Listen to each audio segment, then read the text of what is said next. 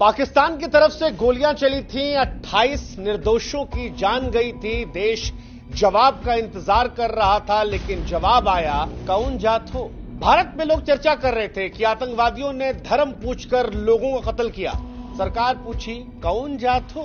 लोग पाकिस्तान के खिलाफ मास्टर स्ट्रोक की तलाश में थे। सरकार पूछी ए भैया कौन जात हो। और अब सरकार के चाहने वाले कह रहे हैं कि sir master stroke, sir master stroke. वो जो कल तक महाराष्ट्र में एक है सेफ है का नारा दे रहे थे, कह रहे थे कि भैया बटोगे तो कटोगे, समाज को तोड़ने वाला जहर है ये, आज कह रहे हैं कि राष्ट्र निर्माण का औजार है। जब पूरा देश पहलगाम की तरफ देख रहा था, मोदी जी की बैठक करती हुई तस्वीरें सामने आ रही थी, तब दिल्ली से यह ऐलान हुआ कि कौन जात।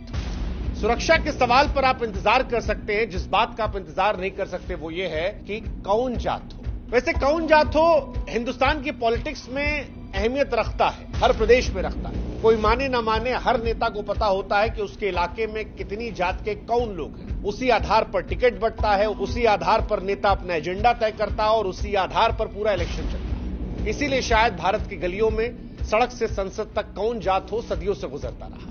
लेकिन अब मोदी जी खुद ने पूछ लिए कौन जात हो, तो क्या पलटकर जनता भी पूछेगी कि क्या हो मोदी जी, जाति ही गिनवाएंगे कि विकास भी गिनवाएंगे। यह सवाल बड़ा महत्वपूर्ण हो गया है, क्योंकि ऐसा लग रहा है कि पाकिस्तान का जवाब तो बाद में भी देखा जाएगा। पहले आप यह बताइए कि कौन जात हो। केंद्रीय मंत्री ने कहा कि 1947 से जाति नहीं गिनी गई।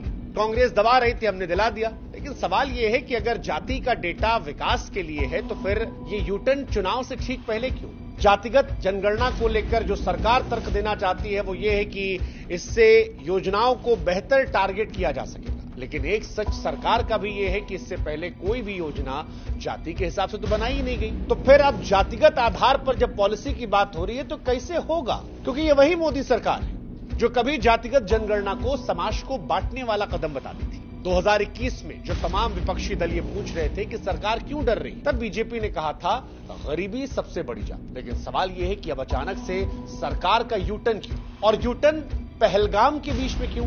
पहलगाम के विषय पर पटना, बिहार, यूपी का जिक्र क्यों। क्या इसका जवाब वोट है, या इसका जवाब यह है कि मुद्दा जो है वो थोड़ा भटक जाएगा, उधर से ध्यान इधर आ जाएगा, या कोई और मास्टर स्ट्रोक। जैसा कि मोदी सरकार के चाहने वाले कहते हैं कि मोदी जी का दिमाग चाचा चौधरी से तेज है, आप जो सोचते हैं उसको बहुत पहले कर चुके होते हैं, भगवान जी। लेकिन वोट की कहानी सच्ची है, क्योंकि बिहार में 2025 में विधानसभा चुनाव है और उत्तर प्रदेश में 2027 में चुनाव है। और ऐसा लगता है कि बीजेपी ये मान रही है कि विपक्ष का जाति कार्ड छीनकर वो